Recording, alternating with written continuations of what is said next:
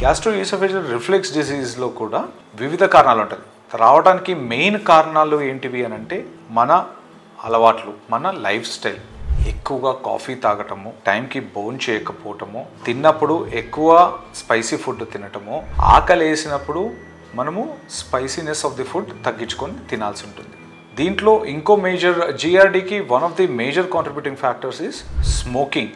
Smoke చేసేవాళ్ళు, alcohol రెగ్యులర్గా consume చేసేవాళ్ళు, లేదా అధిక బరువు ఉన్నవాళ్ళు, వీళ్ళలో ఏమవుతుందంటే కడుపులోని ప్రెషర్ ఎక్కువైపోతుంటుంది. స్మోకింగ్లో స్టమక్ని ఇంకా డ్యామేజ్ చేస్తుంది. ఆ స్టమక్ లోపల ఉండే లైనింగ్ని డ్యామేజ్ చేయడం వల్ల ఇంకా యాసిడ్ ప్రొడక్షన్ అవుతుంది.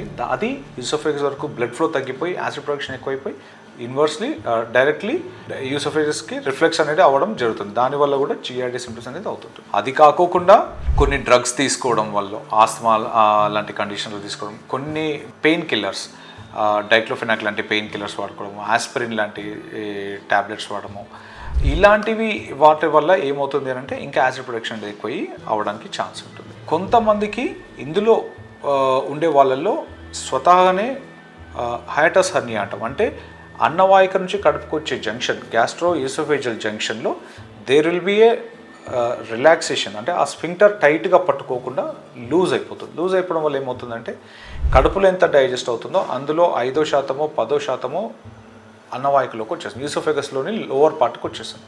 వచ్చినప్పుడు that becomes a problem. That again causes GRD. So that ఆ కండిషన్ని మనం హయాటస్ హెర్నియా అని చెప్పి అంటాం. సో ఇది మెయిన్గా కారణాలు ఇవి.